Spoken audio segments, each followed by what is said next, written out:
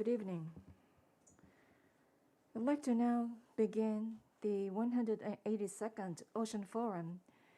This is going to be distributed by live streaming of YouTube. Thank you for your participation. This time, the simultaneous translation into English as well as the video clip that is produced for the people with the hearing handicaps can also enjoy the program. Please access through the link that appears in the bottom of the screen. Well, this time we have invited ambassadors as well as the researchers and the experts that are engaged in the Pacific Island nations issues, and also the ambassadors that represent the countries that will participate the 9th Pacific Islands Leaders Meeting to seek for the way to further pursue and strengthen the partnership with Japan. First, I'd like to invite Mr. Tsunami, President of Sasakawa Peace Foundation, to say a few words of greetings. Good evening. My name is Tsunami of Sasakawa Peace Foundation. On this occasion of the 182nd Ocean Forum, hosted by OPRI of Sasakawa Peace Foundation, entitled The Challenges Faced with by the Pacific Island Nations and Outlook for the Partnership with Japan. Thank you for your participation in this program. Last week, Prime Minister Suga attended a G7 summit in Cornwall in the UK and came back to Japan safely on Monday. And there they discussed various policy challenges, and according to the Carbis Bay Declaration, they clearly state that we commit to protect the Earth for climate change. The temperature rise should be limited to 1.5 degrees, and that by 2030, the greenhouse gas be halved, and by 2050, it will be reduced down to zero. As such commitment was reaffirmed, showing that the G7 is committed to actions against the climate change. And also, under the Carbis Bay Declaration, they also identify the policy goal of protecting or preserving at least 30% of land and ocean area of the Earth by 2030, and that they expect the further progress and negotiation toward the adoption of the goals for 2030 CBD, the Convention on Biodiversity, that will succeed the protocol that was adopted 11 years ago in Nagoya. And next month, on the 2nd of July, Prime Minister Suga will convene the 9th Pacific Islands Leaders Meeting to be engaged in the policy dialogue with the heads of the states of Pacific Island nations remotely. Although land area is limited, the ocean that is under jurisdiction of those Pacific Island nations is vast, and therefore they play an important role in promoting the ocean management and pursuing various maritime-related policies.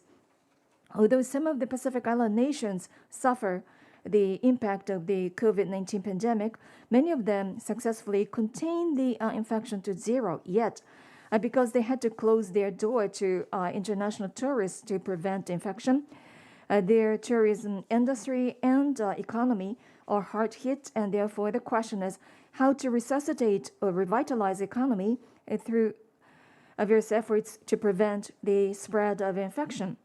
At the 9th Pacific Island Leaders Meeting, the agenda includes human resource development, infrastructure development, the conservation of the ocean environment as well as ocean resources, climate change, the pandemic, among others. At OPRI of our foundation, they have been engaged in various studies as well as promotion of the policy dialogue on the revitalization of economy through conservation of ocean resources and sustainable use of them, the blue recovery and sustainable blue economy, among others, in an effort to counter issues that are faced with by the island nations and the ocean. And also, The Security Research Group is engaged in the various initiatives, including human resource development for maritime surveillance as well as ecotourism. And we realize that those issues are closely interlinked with each other under the overarching political theme of the sustainable blue economy and sustainable development of island nations. Today, we have a pleasure of having the Deputy Director General of Asian and Oceanic Bureau of Ministry of Foreign Affairs, Mr.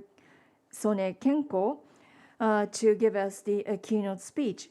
Originally, this year's 9th Pacific Islands Leaders Meeting was scheduled in Mie Prefecture, but due to the pandemic, it has to be conducted virtually, and therefore, we consider that it's quite regrettable that the heads of the states and ambassadors of those nations cannot visit Ise City, Toba City, Shima City, among others, that are known for the tourist destination.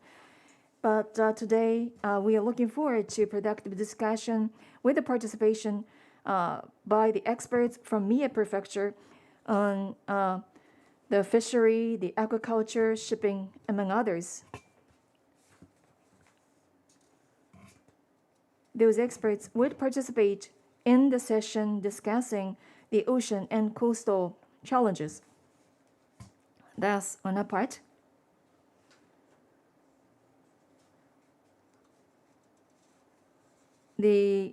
Although you cannot replace the in-person meeting that was supposed to take place in Palm 9, hope that the virtual meeting like this would produce any tangible results for the meeting. Thank you.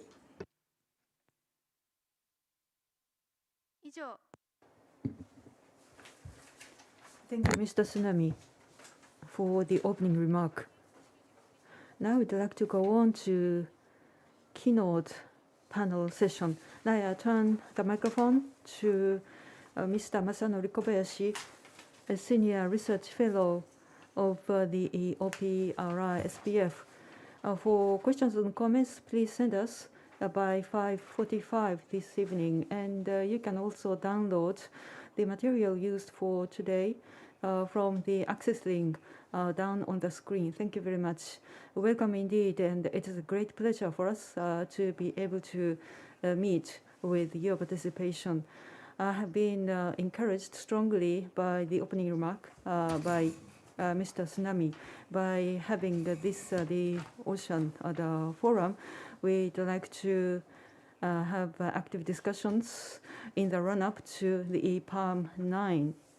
As Mr. Tsunami said, we are very pleased to have Mr. Kenko Osone, the Director General of Asian Oceanian Bureau, Ministry of Foreign Affairs of Japan, taking busy time from his schedule.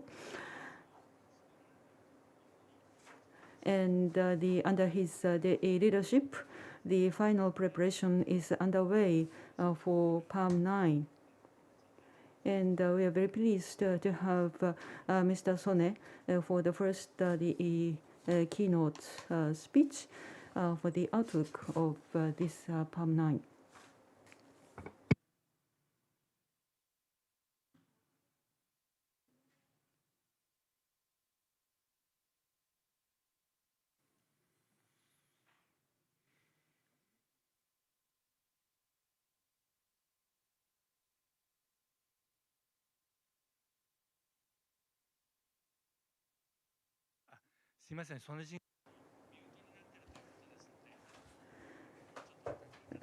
Mr. Sone, please unmute yourself. 映りました。はい。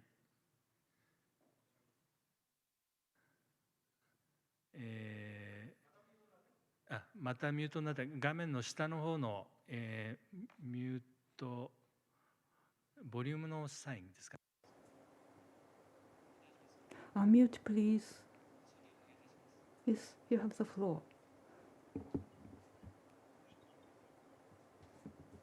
こえております。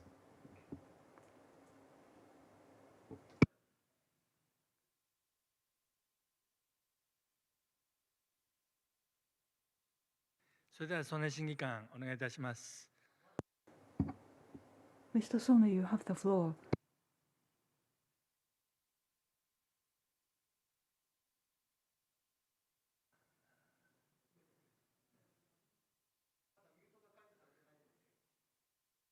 もう一度ミュートの解除の方お願いいたします。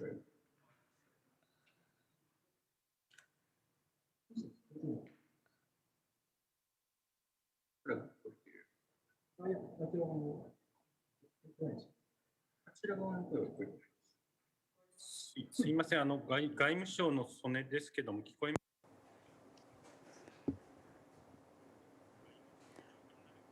ます Yes, I'm Sone from the Ministry of Foreign Affairs. I wonder whether the program has started. Yes, I can hear you.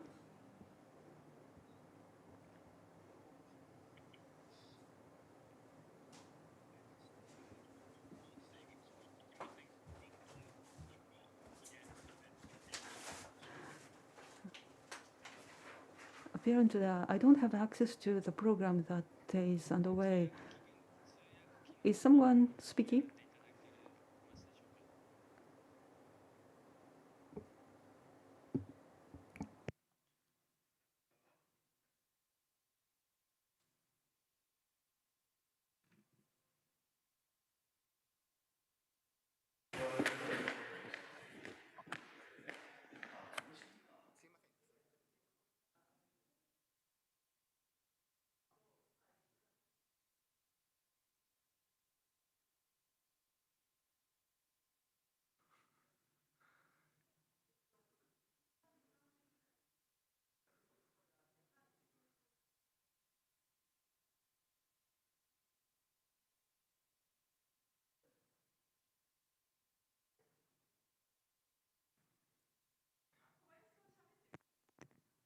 はい、まだミュートになっているようなので、Mr. Sone, would you unmute? Yes, sir. Yes, we have you.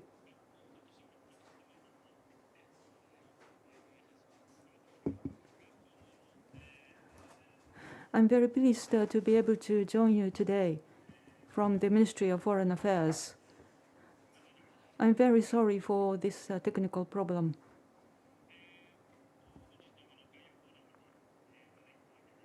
Thank you very much indeed for your inviting me as a speaker to this program. The PALM 9 will start on the 2nd of June, and the preparation is underway. As you're aware of, we have very close historical relations between Japan and Pacific Island nations. These island countries are important partners for us. Freedom, rule of law, and the democracy are the shared values for us. For free and or open Pacific and Indo-Pacific, we'd like to strengthen our partnership and cooperation with these countries. It is important for us to do that for to realize freedom for rule of law. These countries are surrounded by the vast expanse of EEZs, where land areas are small. Their rich marine resources must be cherished through more stronger appropriate management, and the severe level rise caused by climate change and the repeated the damage by cyclones and other problems for these countries. And domestic markets are small,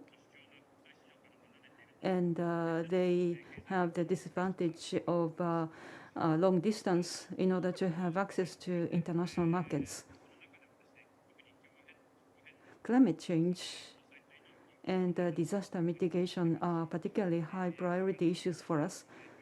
And due to the COVID-19 pandemic, vulnerable health systems and the severe impact on tourism are another important issues that have been laid bare by the pandemic. At PAM9, short-term essential corporate supports and also mid and the long-term cooperation for higher resilience will be a major subject for discussions. And as to the preparation for PAM9, we collected views from experts. And with some the personal views, yes, we recognize the various the challenges faced by Pacific Island nations, and we'd like to produce the results for solid and the practical specific cooperation programs. And in 2019, all governments are invited to join the Interministerial Council for the further cooperation and with the Pacific Island countries. So we have now working through the whole of the government the program and the mechanism. At the PAM9, important areas include the COVID responses and marine the ocean issues, including ocean security, and the sustainable and the resilience, the base for economic growth and the human resource development cooperation. Particularly, given the pandemic, the human resource and human the exchanges have been stalled due to the pandemic, and for the post the pandemic the recovery, we'd like to shed another focus on this and strengthen on it. Mr. Sone, thank you very much indeed. But for PAM9, particularly, you have identified the issues specifically important for Pacific Island countries. They are economically damaged by the closure of borders and restrictions on their travels. These are particularly important issues that would be addressed at discussions at PAM9, and the whole of the country approach has been also emphasized, which is, yes, very important. And the Dr. Tsunami joined the consultative process, and Sakana-kun has been also had the dialogue as the Foreign Ministry appointed ambassador for the fisheries issues. And we'd like to continue our cooperation and the contribution in this process. Thank you very much. Now, as Mr. Tsunami mentioned, PAM9 was originally scheduled to take place in Mie. Due to the pandemic, was decided to be organized remotely. Therefore, no meeting will take place in Mie Prefecture this time. Today we have Governor of Mie Prefecture, Mr. Suzuki, who kindly took his time out of his busy schedule to speak in front of us. Now over to you, Governor Suzuki. Thank you. To the ambassadors representing Pacific Island nations, those people that are listening through YouTube, good evening. My name is A.K. Suzuki.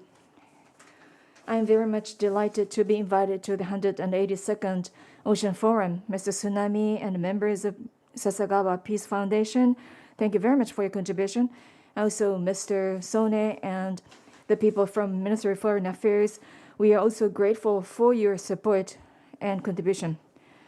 Let me first begin by discussing why we decided to organize the PAM9. The father of Kunio Nakamura was originally from Mie, And that is how the Mie Prefecture came to the friendship agreement with the state of Palau on July 22nd of 1996. Then that was followed by the friendship exchange between Palau High School and Mie Prefecture Fisheries School. Ever since, the exchange program has been promoted. And late President Nakamura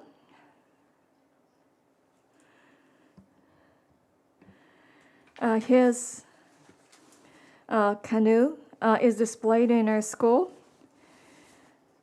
but because it is quite old, it is currently under repair, and therefore we are calling for donation by crowdfunding. We ask for your donation to support repair effort. Now, this year, 2021, this is the 5th year since the 2016 Ise-Shima Summit and 25th anniversary since the 1996 the exchange of friendship agreement with Palau. And now that the Palm 9 is going to take place, or actually because of such anniversaries, we decided to host the Palm 9, but due to the pandemic, we cannot welcome you physically. This is going to take place virtually, but from Mie, we'd like to send a message of friendship and welcome. Eventually, in the future, at the time of the Pacific, the leaders meeting, we hope to once again reissue the invitation to host the meeting. And I'd like to share with you some experiences of the exchange between Palau and Mie. The Minister Nogami and President Vex signed the MOU on May 21st rather, and the agreement for promoting agriculture. This was originally conducted in conjunction with the human exchange with Palau on agriculture promotion as the 25th anniversary of the relationship established back in 1996, and also in Yokkaichi City. ISET is working together with JICA to promote the reduction of the waste involving both public and private sector, and this is going to be the effort to realize circular economy and to be spread all over the Pacific Ocean.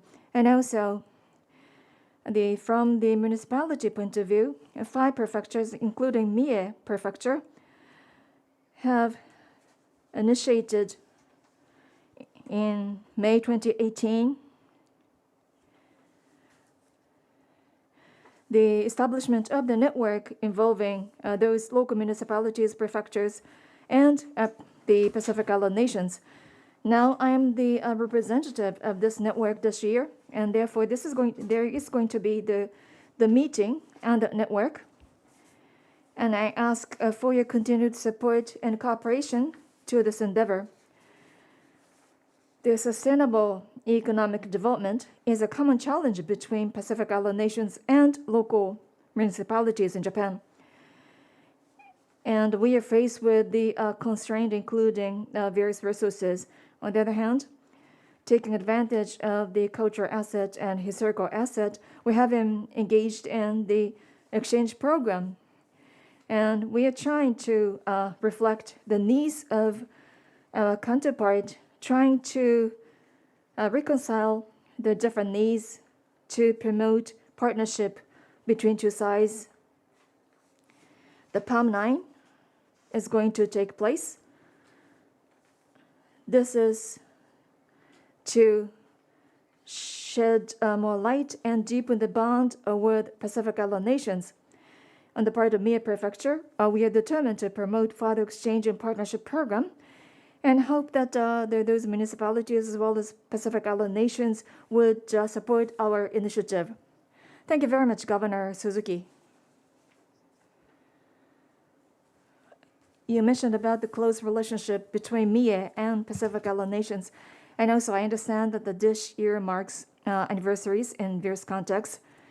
And as a local municipalities, you are trying to promote the bond with Pacific Island nations from the sustainable economic development point of view. Thank you very much, Mr. Suzuki. I hope that you will come back at the time of the panel discussion later on.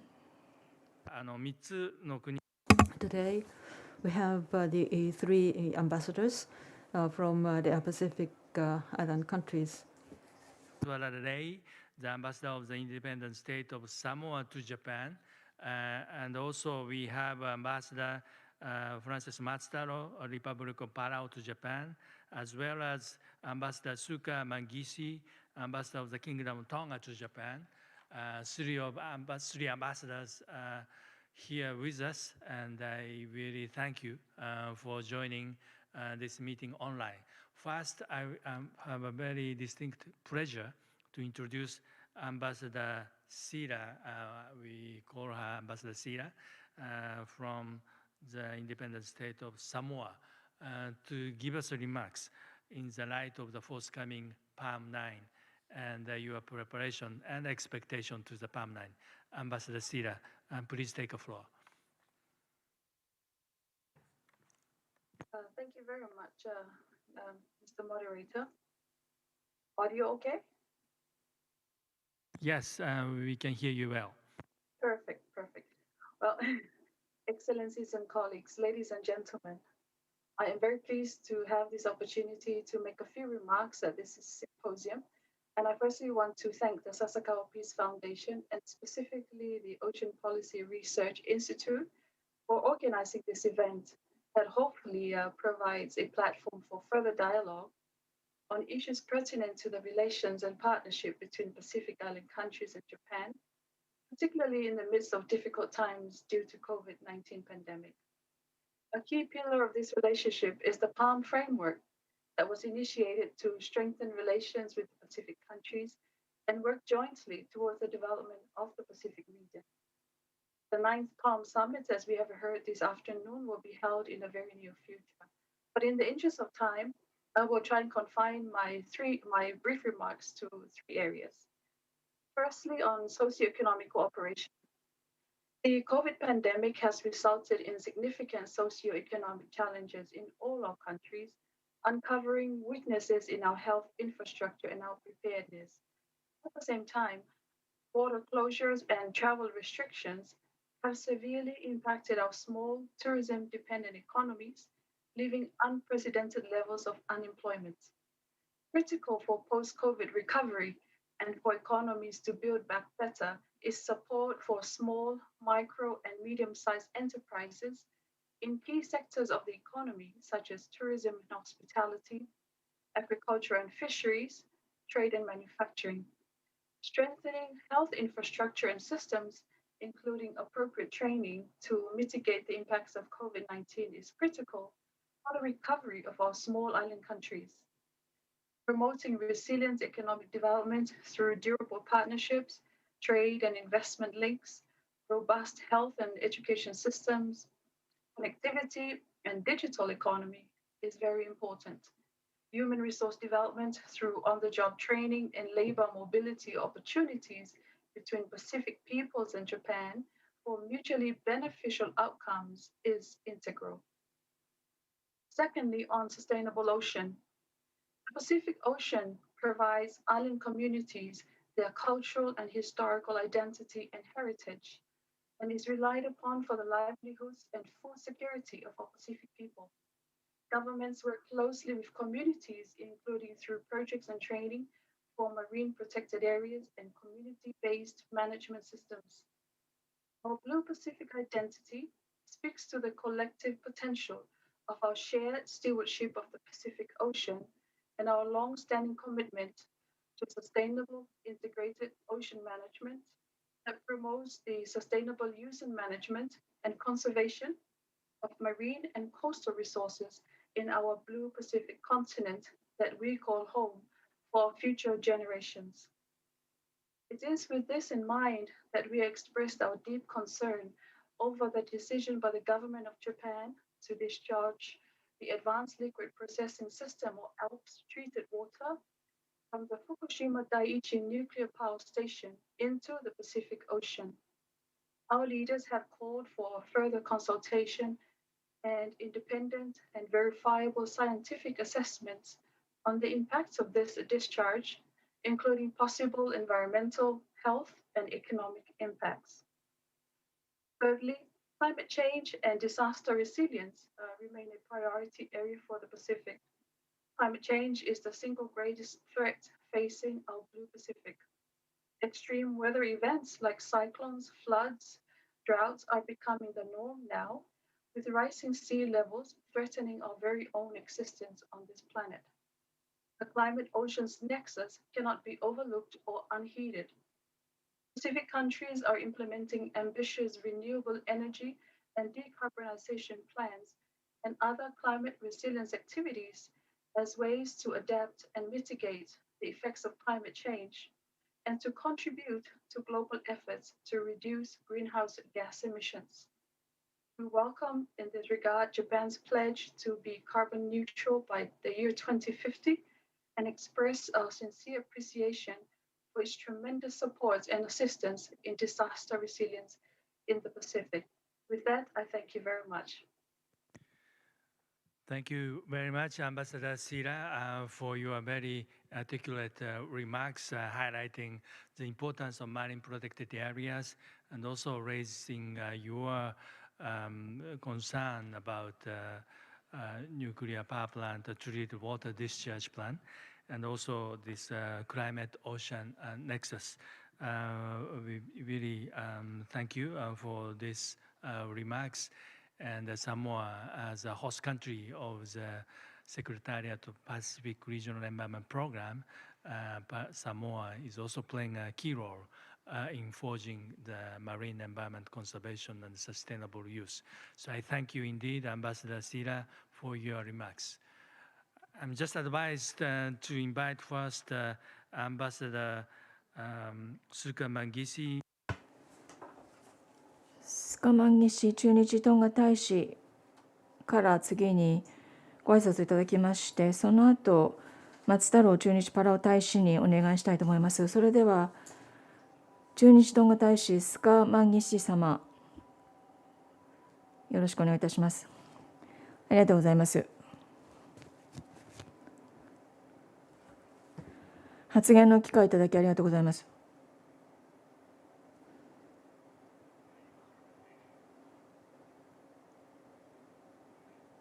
はい。まず冒頭に、笹川平和財団に対して、そして海洋政策研究所に対して感謝を申し上げたいと思います。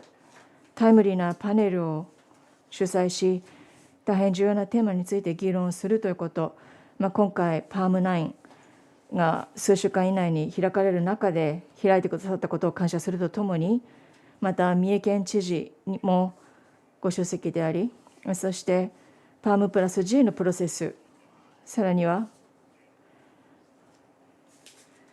外務省から曽根審議官がいらっしゃっているということに感謝を申し上げたいと思います。で、私はまた、サモア大使が今おっしゃったことに同意したいと思います。ちょっと時間いただいて、特に一つの問題についてお話したいと思っています。それは、海面上昇の中におけるその We have to be certain about the boundaries in the Pacific so that we would be able to know how to partner in which particular area of ocean. So without certainty at the outset, I think it would be the next logical step would be how to formulate projects and partnerships in relation to how to use this ocean space. So just a few points on that. And firstly, of course, maritime boundaries define the geographic spaces within which states, companies, and individuals may operate. It provides certainty for all actors and allows for planning by the governments, by private sectors, and civil societies. in terms of the conservation and sustainable use of the ocean space and its resources within a clear demarcated body of water, including its water column and seabed. Now, whilst agreeing and associating myself with all the valid points that have already been provided, I think it might also be a point that in looking for innovative ways towards achieving the blue recovery or sustainable blue economy and the conservation and sustainable use of marine and coastal resources, I think the challenge of delimiting clear and certain maritime boundaries where such activities may take place by way of genuine and durable partnerships between the Pacific Islands and Japan is also important. Certainty is important. It will also provide certainty as to the areas beyond the national jurisdiction as well, where further partnerships may also take place. I think addressing such challenges can be something the second thematic panel may consider when they share some of their undertakings addressing seawater warming and thus sea level rise, its impacts and measures to mitigate it and adapt to it.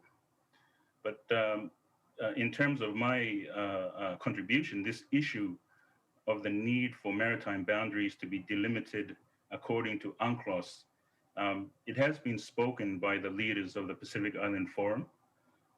It's also been spoken to by the leaders of the PALM process, the Prime Minister of Japan and the leaders of the Pacific.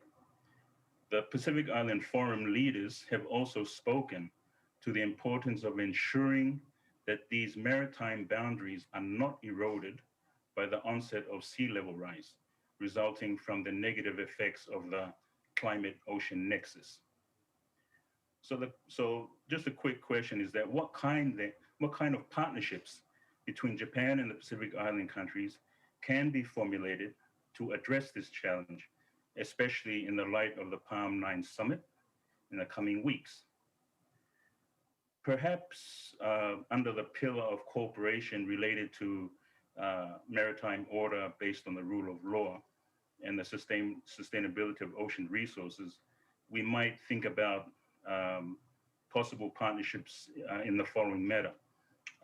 First, I think given Japan's own in-depth experience on this particular issue, on trying to delimit its own maritime boundary, that with its expertise, technical assistance from Japan through the PALM process may be channeled to the Pacific Island countries on point, both through experts sent to the Pacific Island countries to advise, or capacity building of Pacific Island country legal and technical officials. And this, of course, can be linked to the person-to-person relations pillar under the PALM. A second possible cooperation can be through the pillar of what they call in PALM 8, cooperation in the international arena, where, for example, the Pacific Island countries and Japan may work together jointly to support the work of the International Law Commission through the 6th Committee at the United Nations General Assembly, where their work, the current work is to develop international legal principles to govern the issue of sea level rise and its implications to the need to preserve maritime boundaries.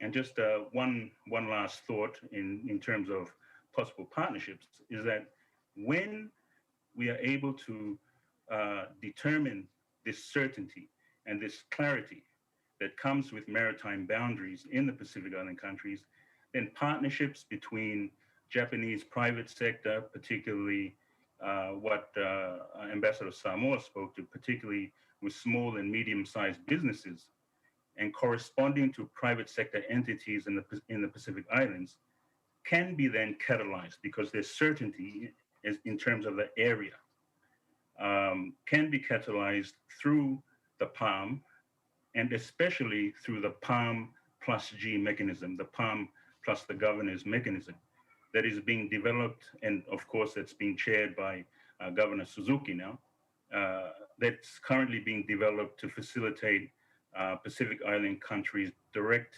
engagement with the prefectures. So these are just some opening thoughts that I just want to share on this particular issue of sea level rise and maintaining clear and certain maritime boundaries of the Pacific Island countries, and where the Pacific Island countries and Japan might be able to partner through the PALM. Arigatou gozaimasu. Thank you. Thank you, Ambassador Mangisi, for referring to a number of issues. I'm very pleased that you have raised the issue of this maritime boundary. Actually, Dr. Sakaguchi has just uploaded videos for the UN Convention on Laws of Sea. Recording in progress. Informal consultative process that is taking place this week. And he specifically addressed this implication of sea level rise and also island subsidence. And he underlined that sea level rise or the coastal erosion should not be taken as a pretext for losing a maritime entitlement for the Pacific Island countries. There he highlighted a range of aspects where we can collaborate with Pacific Island countries. We will send you a URL where you can also view that video as well. And thank you for raising these international law commissions. We held a joint workshop symposium on the law of the sea with the Minister of Foreign Affairs 2 years ago. So we continue to address these legal issues. We will work on this area beyond national jurisdictions and the small and medium enterprises that work on the marine resources that are also very important for the Pacific Island countries. Thank you very much for Ambassador Mangisi for raising these points. Now I have a pleasure to introduce Ambassador Francis Matsutaro, Ambassador of the Republic of Palau to Japan, to take a floor. Ambassador Matsutaro, please. Thank you, MC. Thank you, OPRI, SPF, and thank you, President Tsunami. My colleagues, Ambassador Sila and Ambassador Suka, have mentioned a number of challenges that we are faced with, and I fully endorse and share their concerns as they share these challenges that are common throughout the Pacific Island countries. So, but let me begin by asking some very basic questions. What is ocean, and what is ocean to us? And what are we doing or should be doing to our ocean? For Palau and the Pacific Island countries, we are a small island state in a huge ocean state. Our ocean gives us the oxygen we breathe. It gives us the food for our livelihood. It is an integral part of our tradition and culture. It is our transportation and connection to the rest of the world. And it is our economy in these modern days. Let me share you a part of the presidential proclamation that President Whips signed, declaring the week of June 7 to June 11, 2021, as World Oceans Week for the Republic of Palau, in observance of the World Oceans Day on June 8, 2021, with the theme of the ocean, life and livelihoods. Whereas in 2008, United Nations General Assembly declared June 8 as World Oceans Day. The Republic of Palau honors its inherent connection to the ocean by declaring an annual World Oceans Week And whereas the ocean makes up more than 70% of the planet and produces at least 50% of the world oxygen, thereby sustaining both life and livelihood. Whereas the theme for this World's Ocean Day is the ocean, life and livelihoods, which highlights the need to sustainable use of our planet's precious and life-sustaining resources.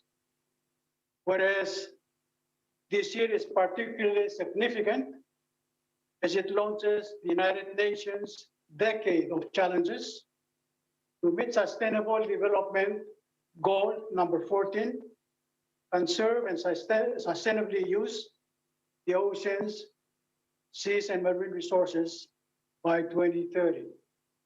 And whereas the Republic of Palau continues to be a strong voice for the sustainable use and conservation of our ocean and takes this opportunity to declare its own World Oceans Week in advance of the historic opportunity to host the 7th Our Ocean Conference, which seeks to raise the global profile of our island innovations in ocean conservation, build meaningful partnerships, and mobilize ambitious new commitments for the protection and sustainable use of the ocean. This was signed by President Whips on June 7th, and I just wanted to share this, this piece of information because it's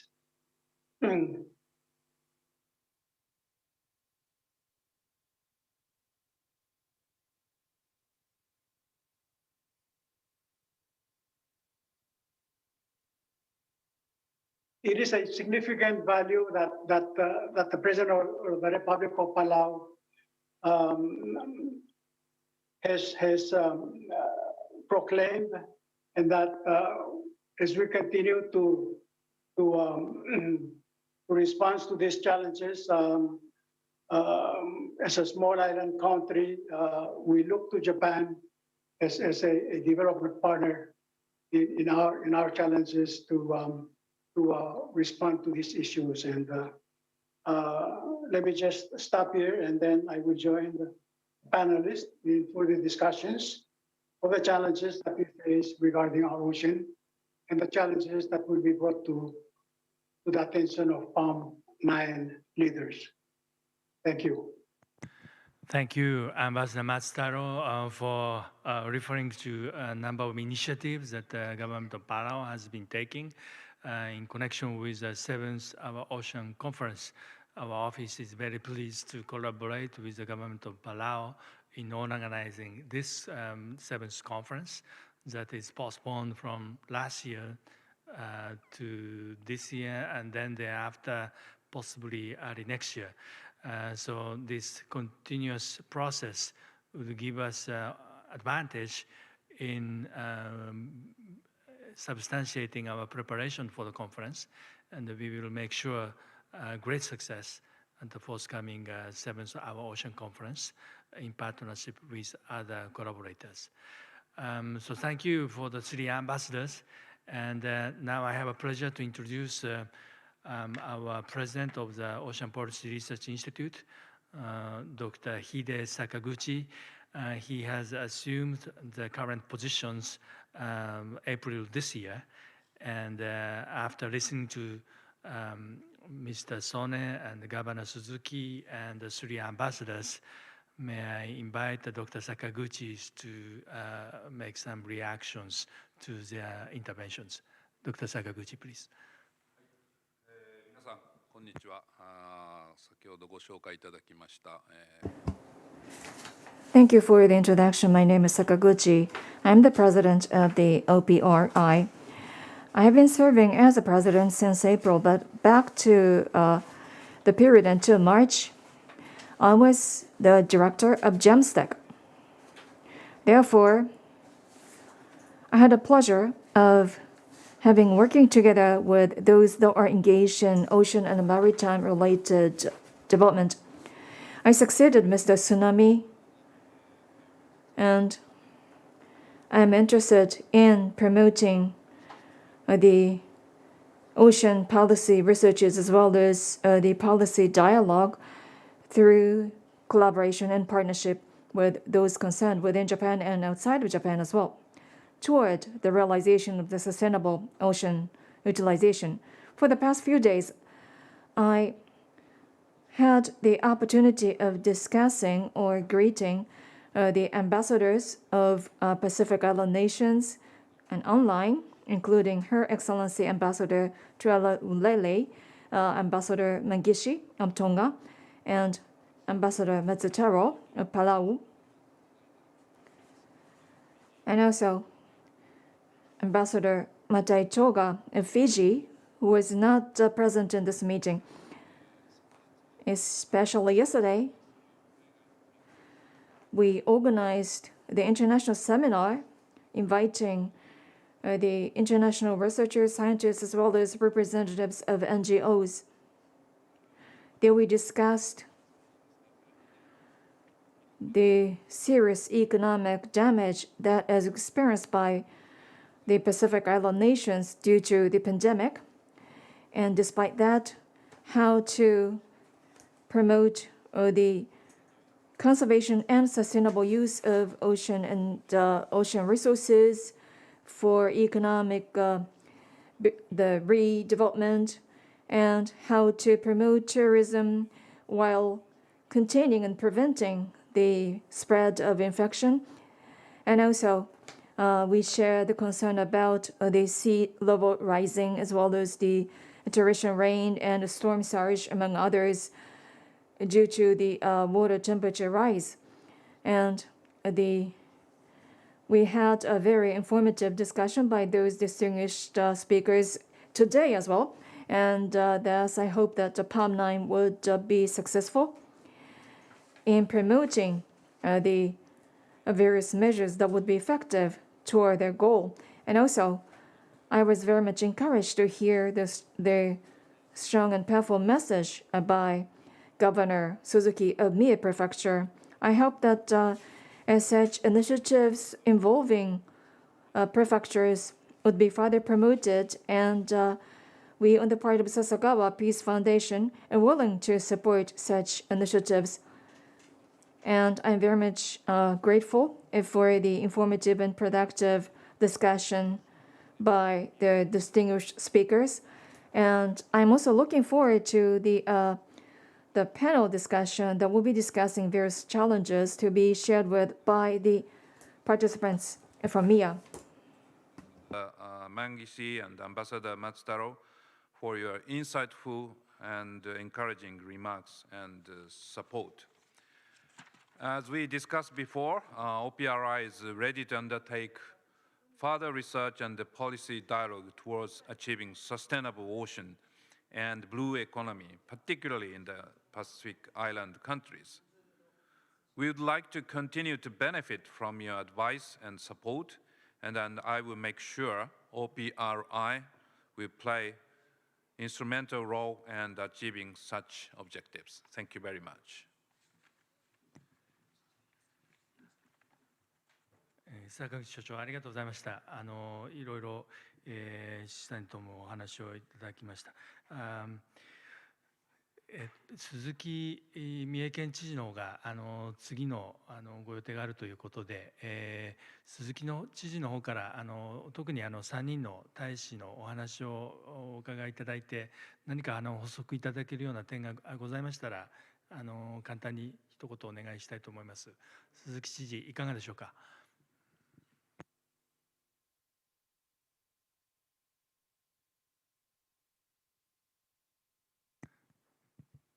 それでは鈴木知事、つながっているようでしたら、ぜひ一言お願いいたします。Governor Suzuki, I'd like to invite you. I'm very sorry that I need to leave you earlier for other public duties I need to attend. I greatly appreciate all the suggestions and comments you raised. And in fact, we have wonderful members related to the panel members from Mie Prefecture who will share with you what we have in our sea. After the pandemic is over, I do hope that all of you will come to Mie Prefecture. Thank you very much. Governor Suzuki, thank you very much. Yes, time is pressing. And we plan to invite all the ambassadors to share words, but Mr. Sone of the MOFA, do you have any additional comments to make here? Or we have a question from the audience, particularly the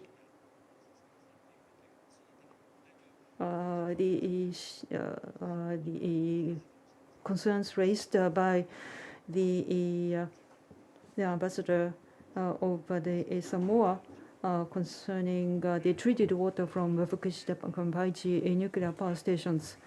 Yes, I have a short remark. I have a short remark about the treated water from Alps. In 2 years' time, the treated water from Alps will further be diluted before releasing into the ocean. And the other day, we announced the basic policies, the principles concerning this, and actual discharge of the water will take place in 2 years. We understand that many have expressed concerns.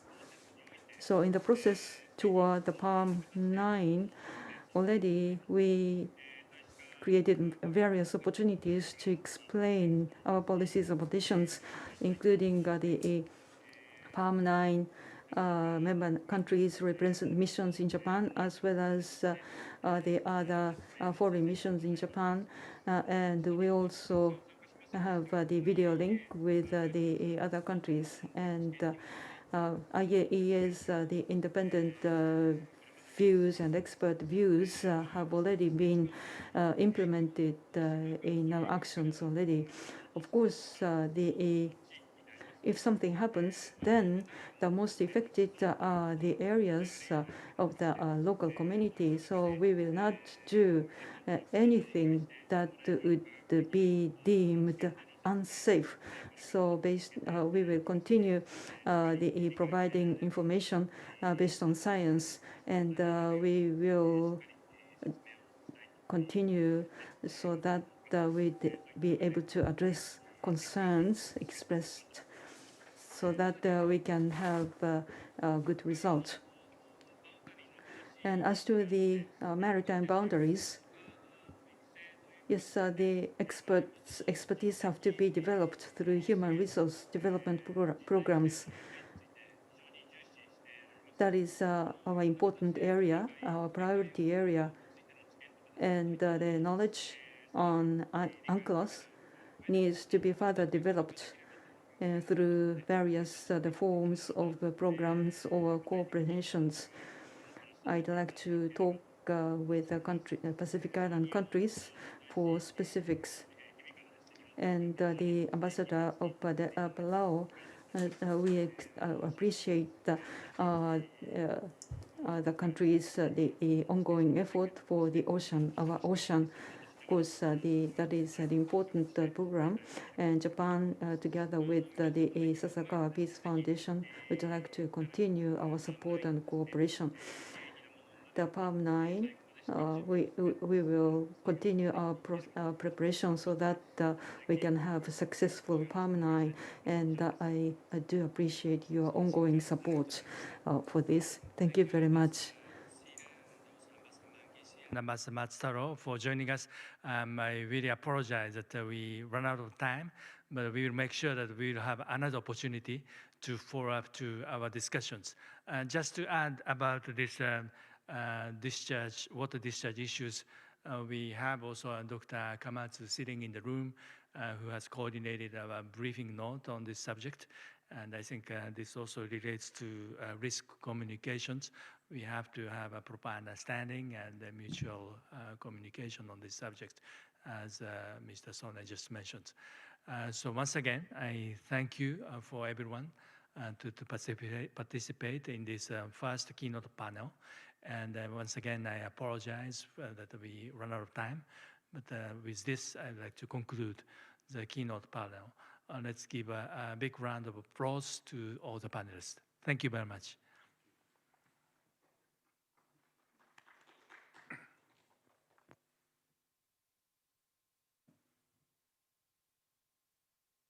To all the panelists and speakers, thank you very much. 続きまして、海洋沿岸課題パネルに移りたいと思います。I'd like to now move on to the panel discussing issues surrounding the ocean and coastal areas. The moderator is going to be Mr. Kobayashi. Questions and comments will be received until 1845, and also you can access the link that appears on the screen about the material that is going to be used for discussion. Now over to you, Mr. Kobayashi.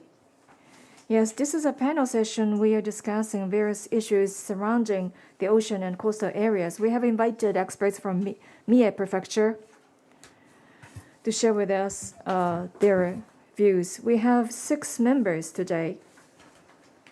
First, from Mie Fishery Research Institute, we have with us Mr. Hideo Aoki. Mie Prefecture is famous for pearl culture. On the other hand, I hear that water temperature rising and the change in the ocean environment is now causing a concern, and by way of deployment of various technologies, what kind of measures they are trying to take are going to be discussed. Now over to you, Mr. Aoki. Good evening. I am Aoki of Mie Prefectural Fishery Research Institute. I'm very much delighted and honored to be the panelist of the 182nd Ocean Forum. I'd like to express my appreciation to all those concerned in making this event possible.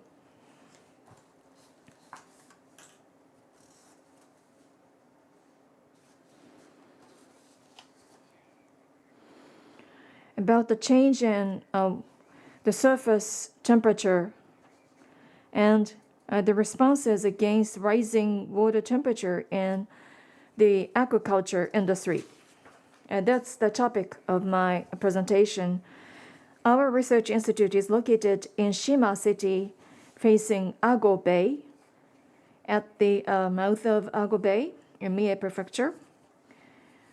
Ago Bay is the place where pearl culture was born, and also it is endowed with the beautiful land and seascape, and also what is called the Enteromorpha, the blue algae, also cultivated here. And this is where I work, in Ago Bay. So far, over 90 years, we have monitored the change in water temperature. As you see here, it dates back to 1930 all the way up to 2020. And the black circle represents the average of each year.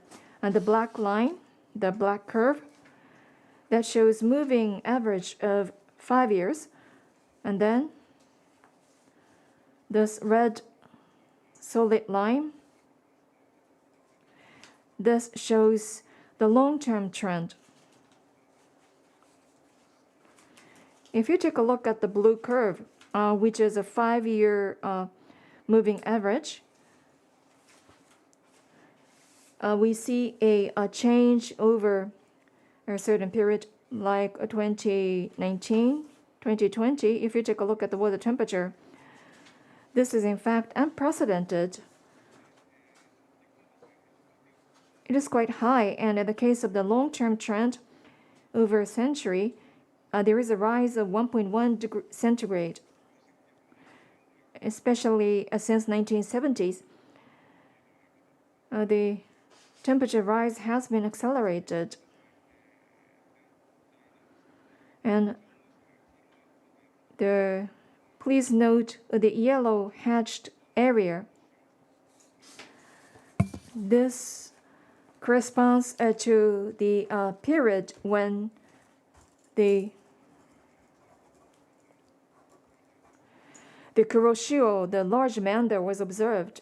The first in between 1975 and 1980, and then recently, over 4 years, we have observed the Kuroshio maunder, which contributes to rising temperature. And in terms of the path, there are two types. One is the non-major maunder, that is a more straightforward type of the flow. Well, as in the case of this graph on the right, you see that there is a quite outstanding maunder.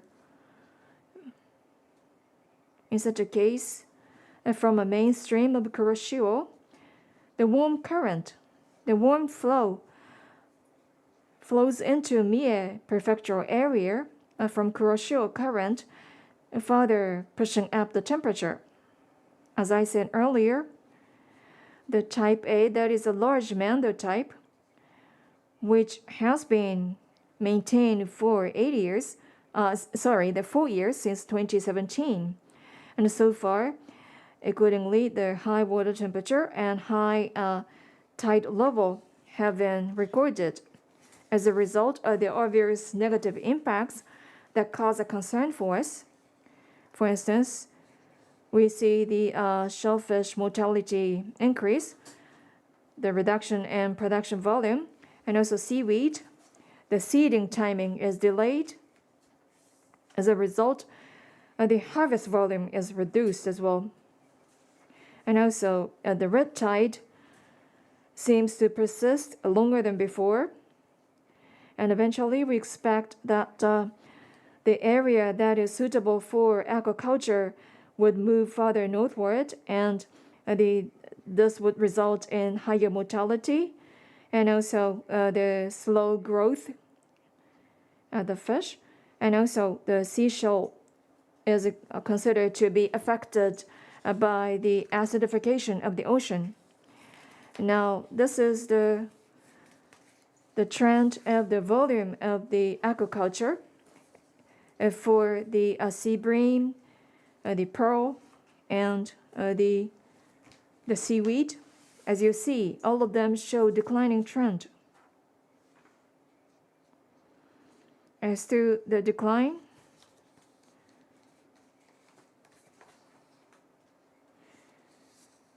of course, not everything is attributable to the higher water temperature, but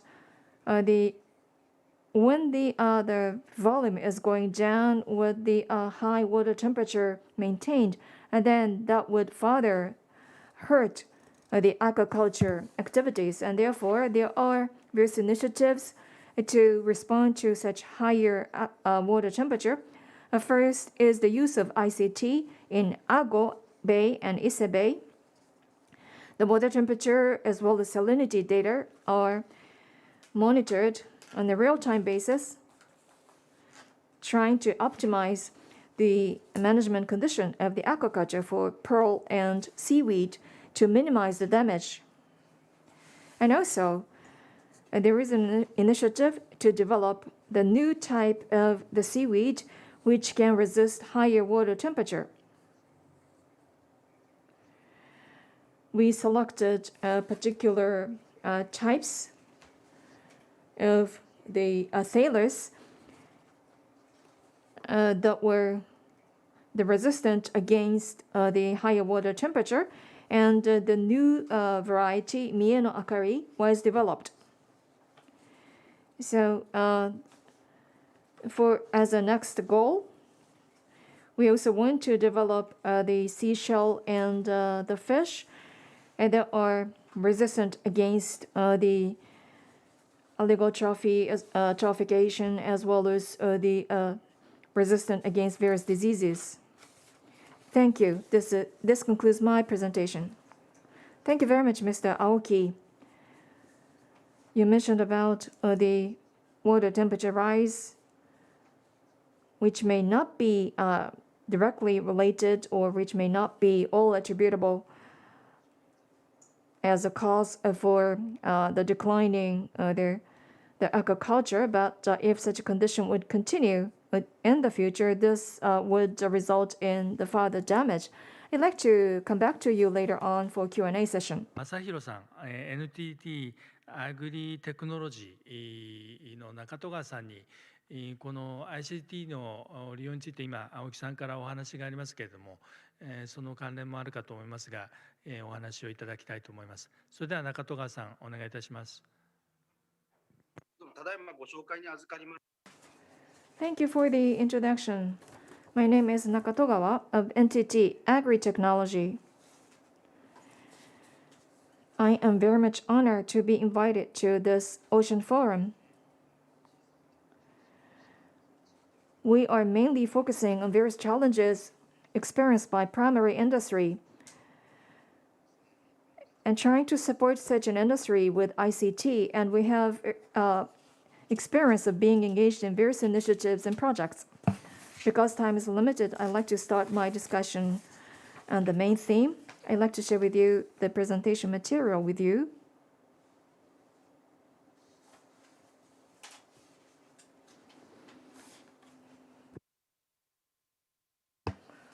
Can you see the screen?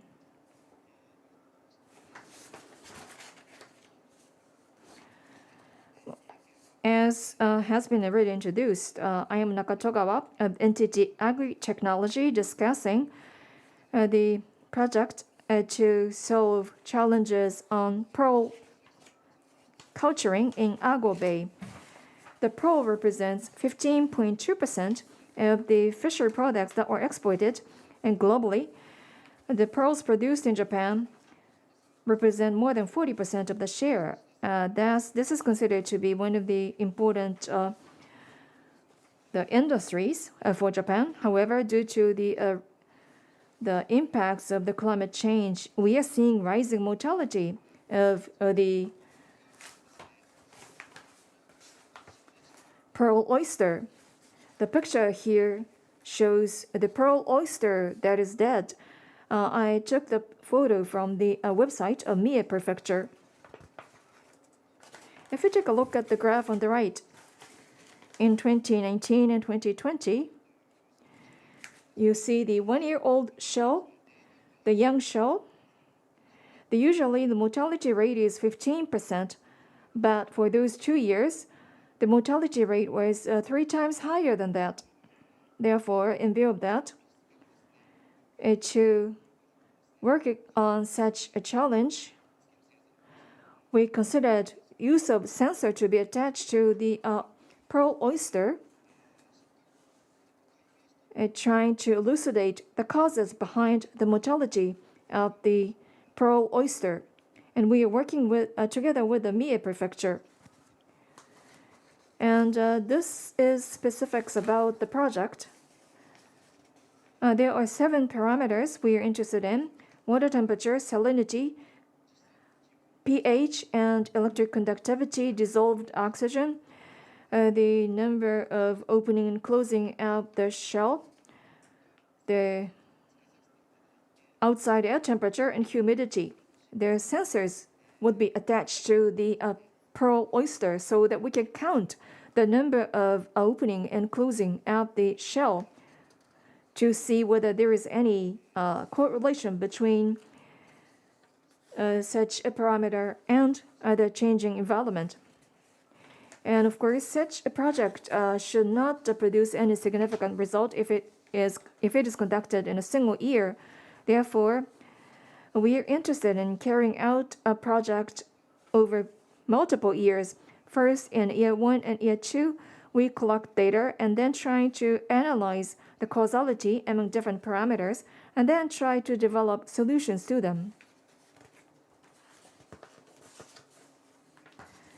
This is the illustration of the Ago Bay, and this is what we're planning for the future. Oh, the screenshot disappeared. Sorry, there was a technical glitch. On the left, this is the rooftop of the Mie Prefecture Fishery Research Institute. There is an antenna that is installed, and then the sensors will be installed at the aquaculture site, trying to visualize data and then conduct the analysis of data that is collected. When the environment is changing, to achieve sustainable fishery and aquaculture, we are determined to dedicate our efforts to help solve various challenges. This is the end of my presentation. Thank you for your attention. Thank you very much, Mr. Nakatogawa. Entity is known as the IT company, and you are interested in application of the technology for various issues experienced in local community. You're monitoring the number of opening and closing of the shells of the pearl oyster so that would be developed into a solution. We might come back to you later on during Q&A session. 松田光一先生、三重大学大学院生物資源学研究科の教授でいらっしゃる松田先生にまたお話をいただきたいと思います。それでは松田先生、よろしくお願いいたします。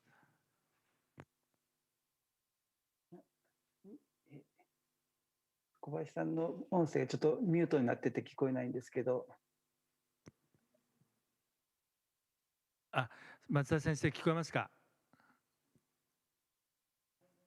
はい、聞こえます。はい、じゃあ日本語音声にしていただいてということで、じゃあ始めさせていただいてよろしいですかね。はい、お願いいたします。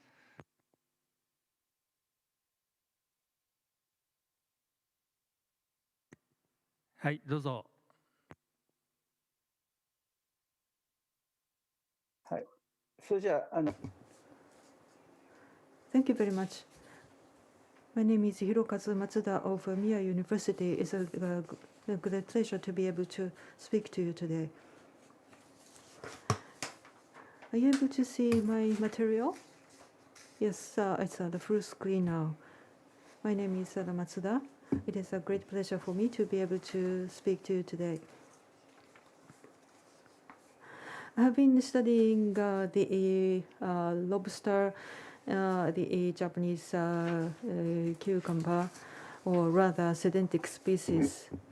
Today, I am going to talk about the change in the catches of the Japanese sea cucumber, Corpus japonicus in Ago Bay, and trial to recover the stock. As Mr. Aoki explained, this is Ago Bay, south of Mie Prefecture. In the center, you see an island, Kashikojima,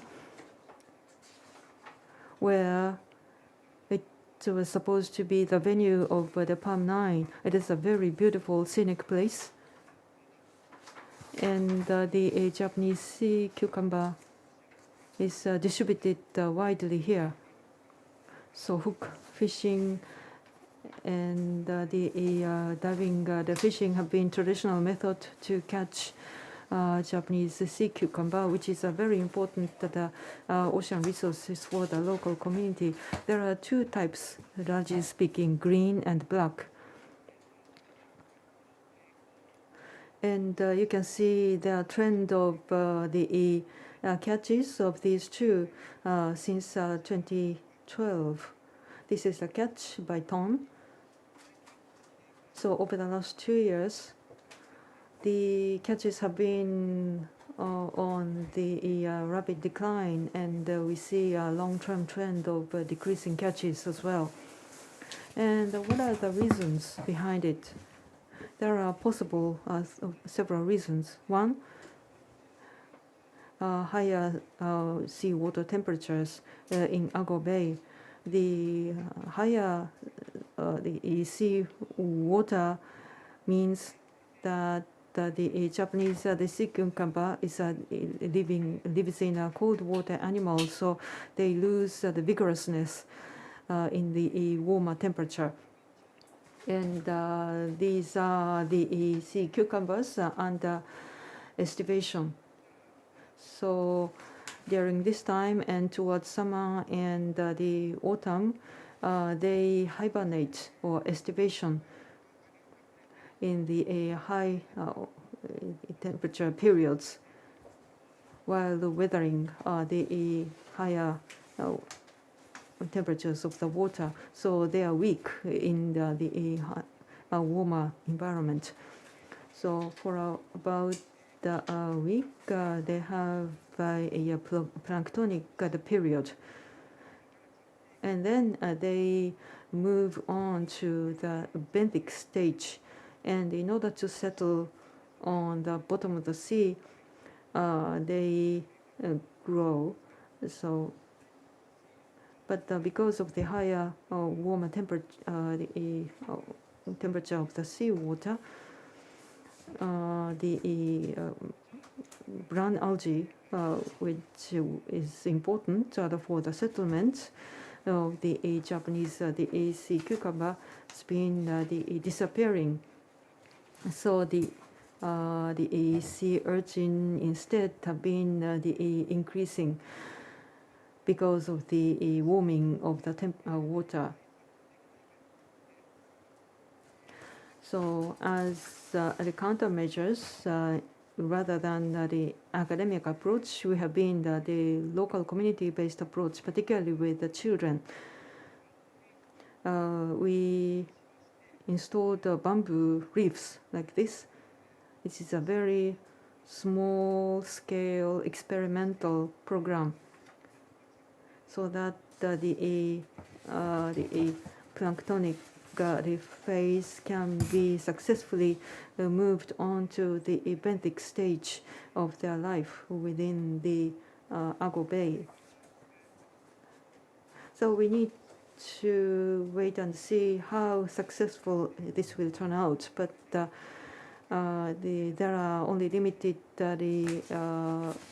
steps that the humans can do against the warmer sea water, but we'd like to do whatever we can together with the people in the local community. Thank you. Professor Matsuda, thank you very much. In Ago Bay, the warmer sea water has been impacting the Japanese sea cucumber, and the bamboo reef, the project that you are working on with local high school students. We are looking forward to listening more later. Thank you. Next speaker is Professor Nobuo Ezaki of National Institute of Technology, Toba College. His presentation is about the application of ICT to a fishery industry. Good evening. My name is Ezaki of National Institute of Technology, Toba College. I'd like to share with you 3 cases of promotion of IT fisheries in Mie Prefecture.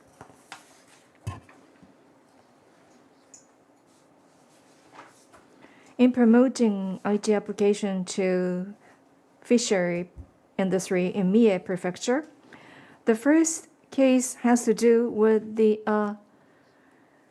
use of a drone for the visualization of the seaweed distribution. This is for visualization and recording of the seaweed ground or seaweed bed. As you see, the fishery catch is declining year by year, and as we heard from Mr. Aoki and others, due to change in climate condition over the sea, the environment of seaweed bed as well is changing, and therefore, first we wanted to film the seaweed bed by drones and extract the seaweed maps, extract the seaweed beds out of the photos that were taken. So this is the map system that is in process of production. As you see on the map, seaweed bed is depicted, And then also you can see the underwater picture as well. And we are currently training AI to elucidate the condition of the seaweed map. The second initiative is called Artificial Intelligence Feeding for Farmed Fish. That is, by way of the image identification, the AI is engaged in feeding fish, and as long as they are eating, and then the feeding will continue, but once their vitality is reduced, then the feeding will stop. As you see in the case of Mie Prefecture, the timer is used for feeding fish, but due to the water temperature change, we often experience a phenomena where fish no longer eats. And therefore, the feed would be wasted if the feeding continues, and therefore, the high activity as opposed to low activity of fish are introduced into AI, and with a 98% of probability, the AI can tell whether the fish is active or not. So when the fish is less active, then the feeding will be discontinued to prevent the waste, and also this would prevent the pollution of the water. The last system or last experience is the Lavet farming support system. Laver, or the seaweed, it is actively cultivated, but the various conditions, various problems are caused due to the meandering of Kuroshio current. Therefore, such a seaweed farming is greatly affected by changing environment, and therefore, it is rather difficult to come up with a stable production.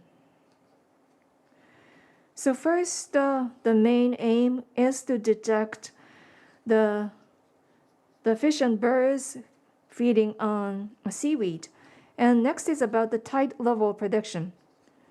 Because in the case of the seaweed farming, they are dried to be processed into the product, but when the high tide continues, then they cannot be dried, and therefore the tide level prediction is useful because information will be sent to the producer by way of the SNS to determine the right height of the farming net, and also in case there are fish and birds that are feeding on the seaweed, then they will be also detected and expelled. Thank you for your attention. Thank you very much, Professor Ezaki. The use of aerial as well as water drone to visualize the seaweed, the bed, as well as the AI utilization for feeding fish, and also the seaweed farming as well. Thank you very much. Now I'd like to invite Dr. Izumi Mitsuru Izumi. Up to March this year, he was with Tokyo University of Marine Technology, and now he's been the president of National Institute of the Toba Technology, Toba College, and human resource development, and the renewable energy will be the topic of Professor Izumi's presentation.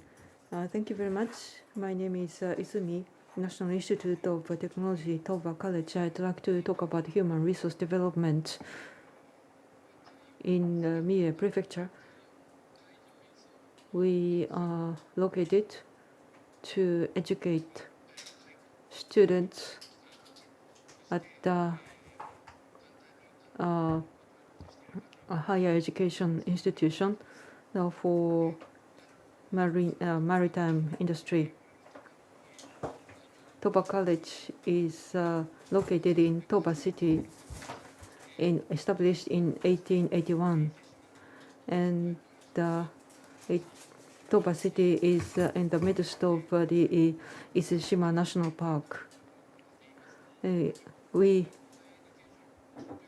call ourselves college because at the age of 15, you are eligible to go on to the high school and the universities, and also National Institute of Technology, or Kosen, is another path for 5 years to be educated as engineers before going on to university or master's courses.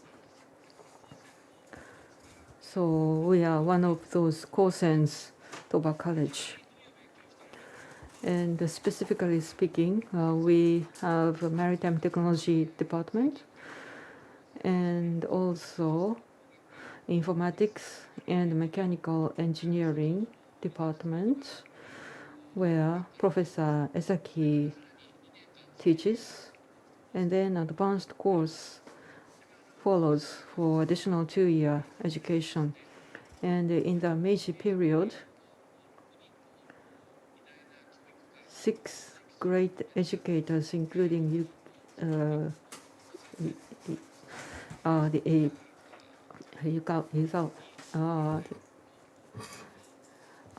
one of those persons, and established this college, and we have 100 years history.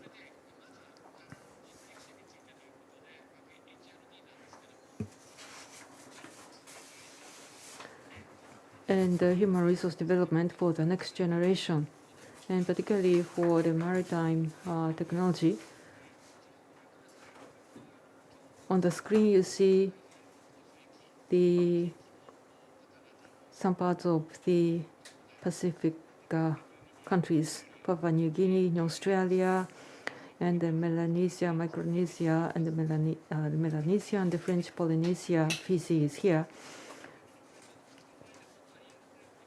2 days ago, green shows the cargo vessels, and the red shows oil tankers, and orange or brown fishing boats, and the red or blue treasure boats, or the boats for tourism.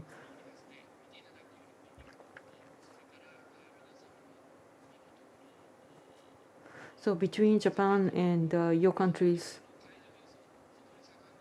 there are many ships transporting cargoes of people. For environmental protection, well, in the shipping industry, green fuels to reduce emissions are being developed for emission reductions. And deck officers, captains, and engineers are important in such an endeavor, and we educate these people. And energy and sustainability, particularly digital shipping, or the part of DX, or digital transportation, or the integrated manner, or the approach to save energy, or also the ammonia and hydrogen and other new fuels are promising. So ages and 15 years on, students are educated in Toba intensely for professionals.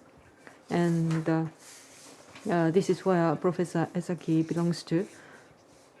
Informatics and mechanical engineering may look rather irrelevant for the ocean, but at Toba College, regional cooperation toward the regional resilience is a very important the theme. We cooperate with the local industry what's called the project-based learning for students. This is what Professor Esaki has been leading. In fact, we have several programs. Students participate in this through ordinary programs. For example, this is the DCON, D planning context. In the midterm and the long term, they won the second place. And the venture capitalists committed to invest $500,000 yen. And we also have the mayor of Toba City here. So we seaweed or aquaculture or fish or the resources, the marine resource management are important the areas we address. So we will deploy robots or ROVs here. For example, robots can be deployed to clean the seabed of sea urchins. We need the young human resources. At the same time, what we call Pacific Rim countries, we have exchange programs with these countries. Because of the COVID-19, the program has been stalled, but we will move from with Corona to post-Corona era. So we have cooperation with the Singapore Maritime Academy and also Thai-Japan students, the science fair. And also we work on SDGs with New Zealand partners. And love the sea in our hometown. Our alumni formed this association. We use our research and the training vessel, as you can see here, to invite the children to experience the time on board. We need synergy integration. Different sectors need to cooperate to address climate change and marine ocean fisheries for ocean innovation and some policy or political issues.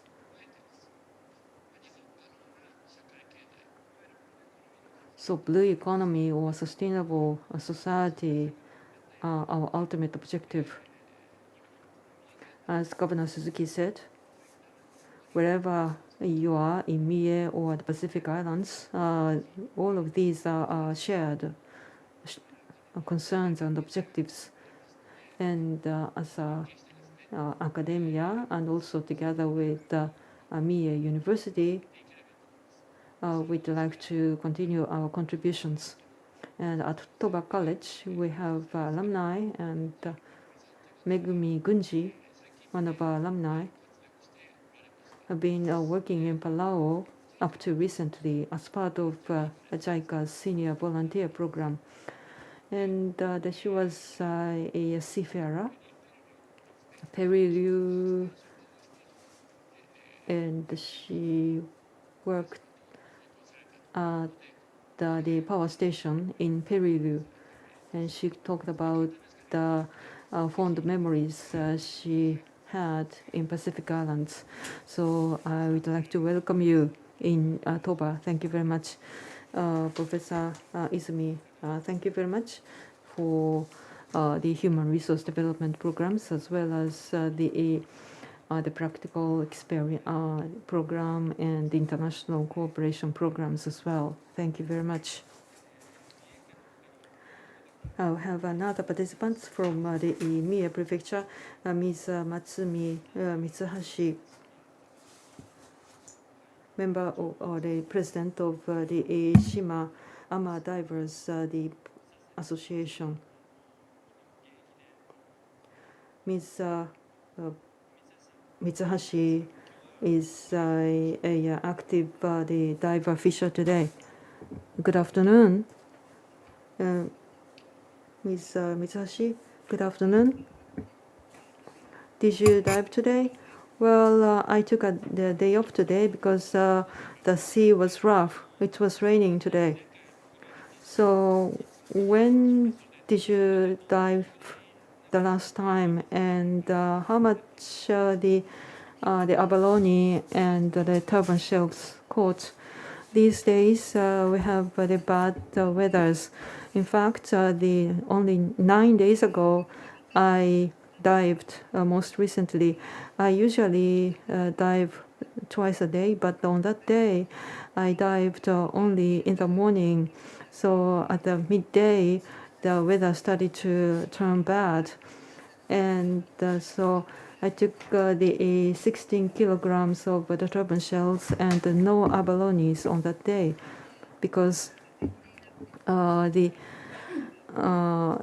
most catches for us these days are turban shells, and we cannot take abalone these days. So the abalones have been disappearing.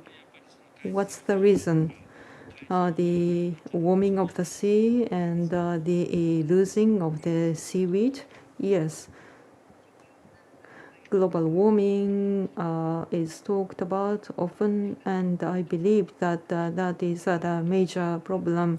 The water temperature is rising, and the seaweed bed has gone. Disappearance of seaweed bed, or the so-called the denudation or the bleaching of the seabed. It's often they pointed out.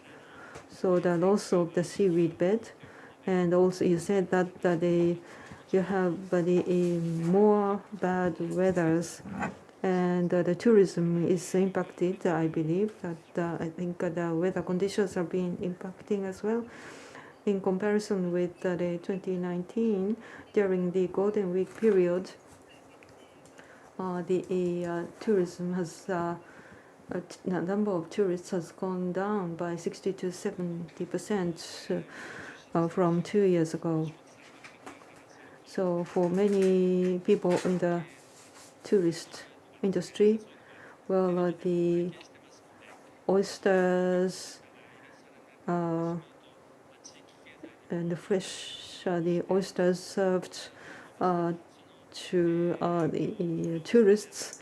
So these people cannot sell to tourists, and over the last 100 years, the temperatures, the sea temperatures have gone up by 1.1 degrees centigrade, the Celsius, according to Professor, according to the previous speaker. But how have you been the feeling about the change of the sea over the nearly 40, I have been diving nearly 40 years, but year after year, the seaweed and the seaweed beds and seagrass has been declining, and what's called a denudation of the sea bottom. I don't know much about the scientific things, but as a diver, I see the particularly rapid decline and loss of seaweed and seagrasses, particularly over the last 4 or 5 years. And in summer, the water temperatures go up to 28 degrees Celsius, and then it's too hot to wear sweatshirts. So I needed to change a sweatsuit to tights. So the seawater has been abnormally warmer, and also in the winter, the sea temperature has not gone down enough. So if that's the main reason, well, it's really difficult for us to reduce the seawater temperature. And have you been taking any steps in face with the disappearance of the seagrass beds? Well, there are only very limited things that we can do. In other areas, wakame seaweed need to be purchased from other areas to deposit in their water areas. But I don't think that such a steps would work here. And also, we expect that the special task force would be established to tackle the problem of the denudation of the sea bottom. But I expect that many other steps will be taken by many people concerned. Thank you very much for talking about the fisher diver experience. And the fisher diver ama culture is the important the traditional culture which to be preserved. I hope that we can also play a part by extending information about this. Do you have any message to younger people? Yes, how to pass our job or tradition to younger people has been an important subject, but because of the present situation that we are facing, it's really difficult to talk about how to educate younger people because it's now difficult to make a living by only taking the shells by diving. I really hope that the sea environment that we had years back would be restored as soon as possible. Ms. Mitsuhashi, thank you very much indeed. We may come back to you for questions. Thank you very much. I now have a pleasure to introduce two experts from overseas. First, Dr. Jory Beitayaki. He's associate professor of the University of South Pacific. And another person is Mr. Jamie Whitford, mariculture specialist, the Secretariat of the Pacific Community. Welcome, and I hope that you have captured the key messages that our colleagues from Mie Prefectures have conveyed to us at this panel discussions. I have to apologize that some of the materials we could not make them available in English. Nonetheless, I hope interpretation was good, and also some slides are presented in English, and I hope you have captured some of the issues. I think a main message was that we have been observing the seawater temperature rise, and that have been adversely affecting mariculture, aquacultures in Japan.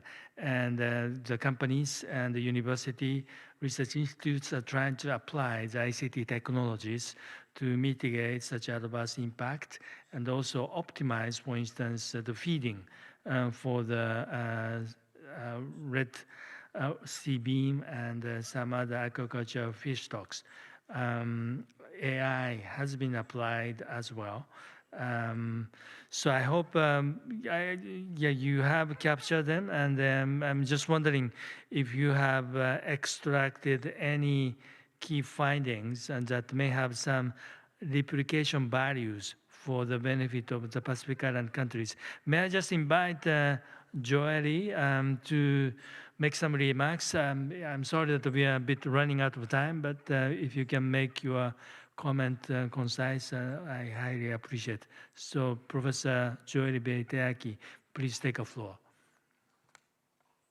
Thank you very much. And, I'm really very grateful to be part of this forum.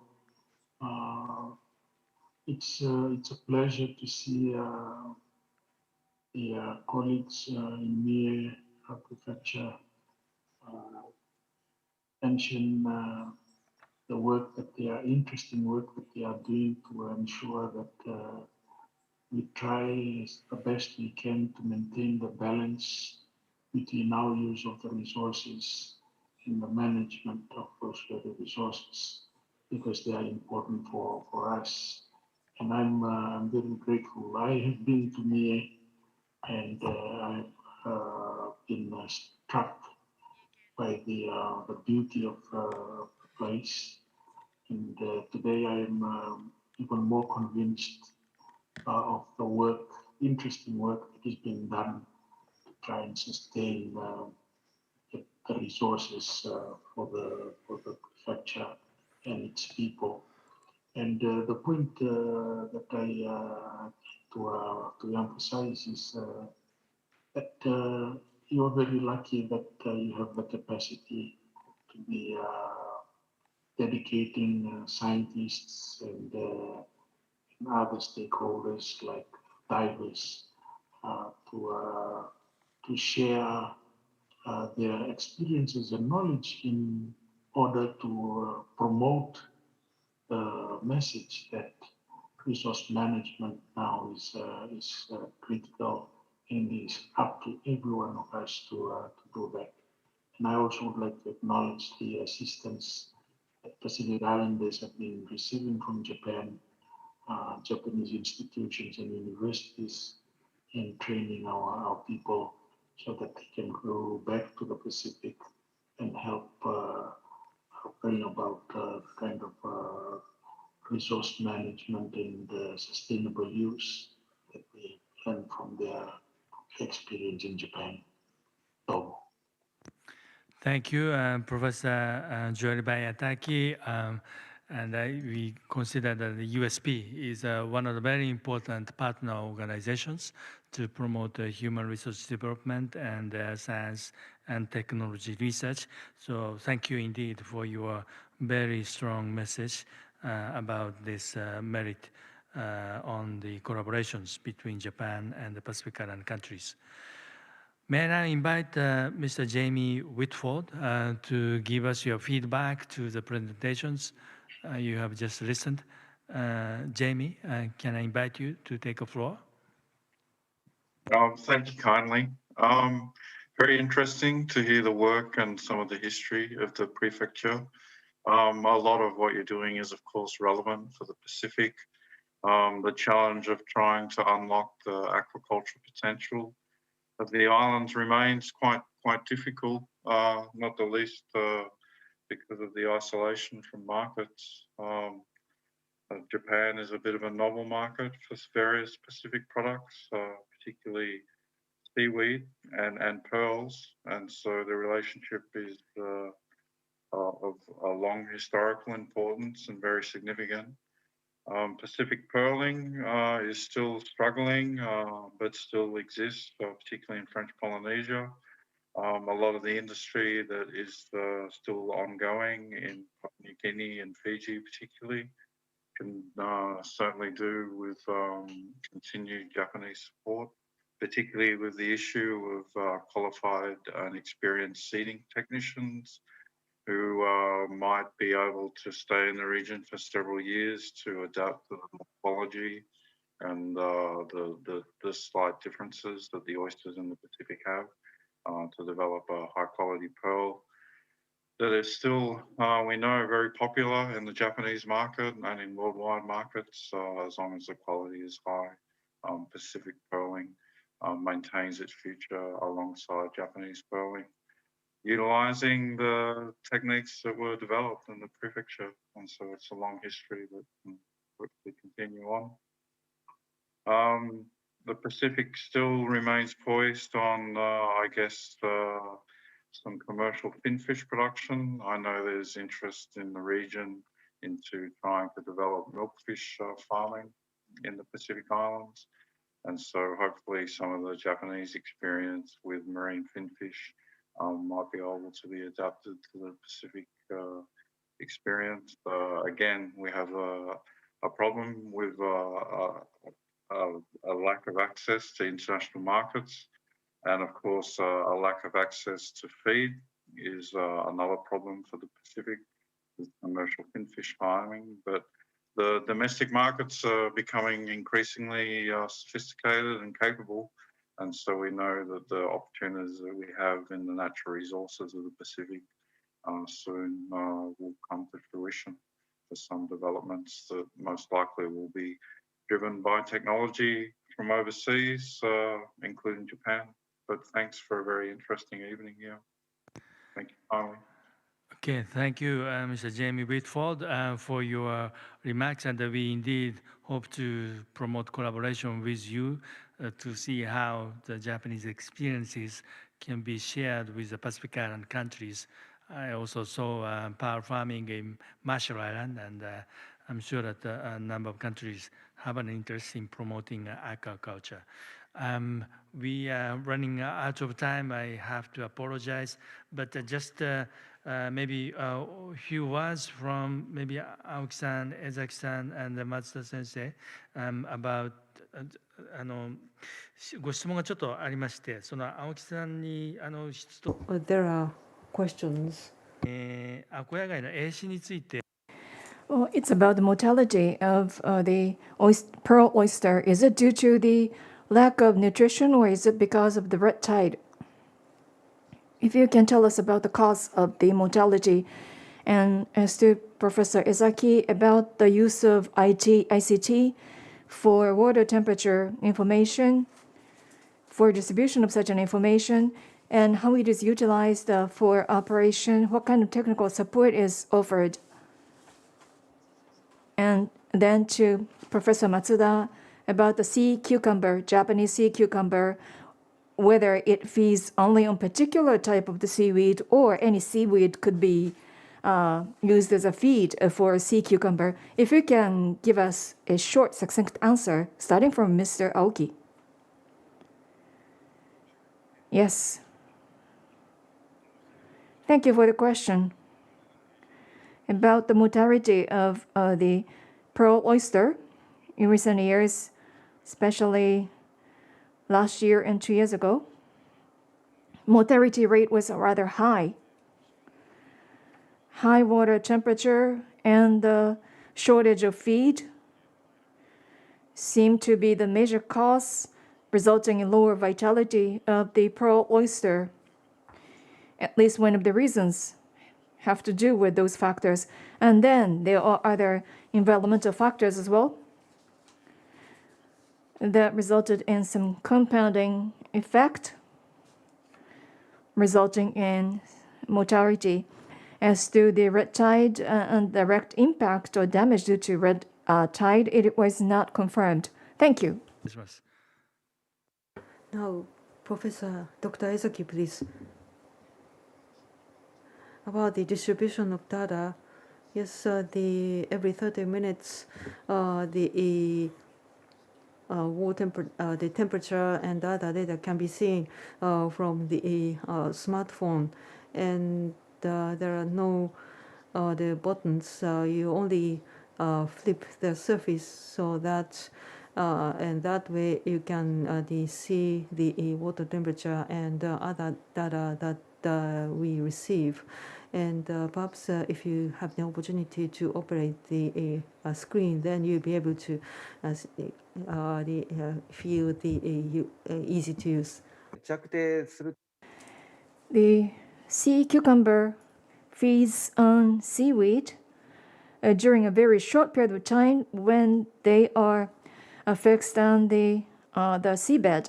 And it doesn't have to be seaweed. It could be the rope or bamboo reef, this case. In terms of the types of species of the seaweed, it doesn't seem to be the major factor. Well, thank you very much. We received numerous questions, and eventually they will be responded through the website together with the information sharing. Thank you very much for your contribution. I'd like to thank all the panelists and speakers for their contribution. I would like to express appreciation by a big round of applause.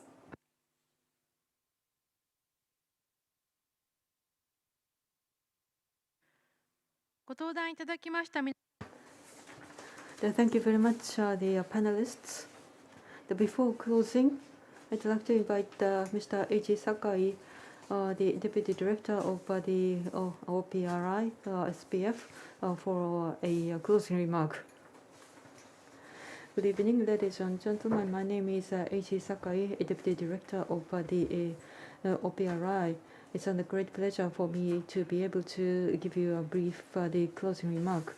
Thank you very much indeed for your sharing time with us for this 182nd Ocean Forum. The challenges for the Pacific Ocean countries and the outlook for stronger the partnership with Japan. This is the program run up to the Palm 9, the opening on the 2nd of July, together with Mr. Sone of the MOFA, Mie's Governor Mr. Suzuki, Ambassador Shira, Ambassador Mastaro, Ambassador Mangisi, and experts from the Mie Prefecture and Associate Professor the Beitayaki of South Pacific University, and Mr. Bitford of the Secretariat of the Pacific Community. And we are able to enjoy have very meaningful discussions. And my thanks also go to the audience for your attendance.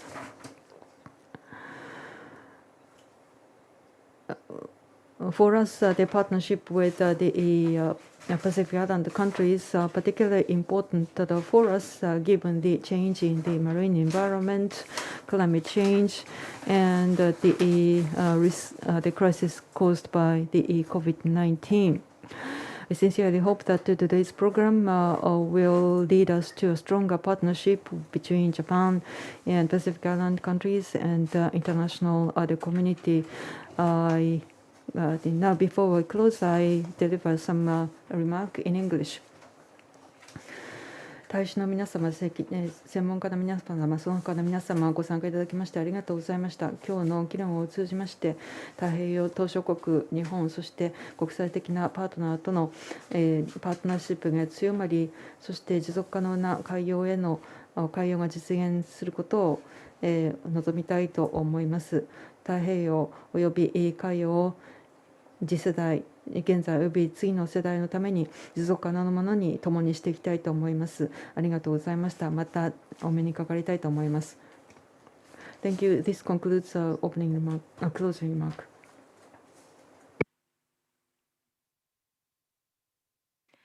以上をもちまして第182回海洋フォーラム This concludes 182nd the Ocean Forum. I appreciate your taking time to fill out the questionnaire form from the link at the bottom of the screen by the end of today. And the next forum will be details of the next forum will be announced in due course. And you can also have access to various contents on our website and our official YouTube channel. We have the Facebook and the other social media sites. I appreciate your following our news programs. Thank you.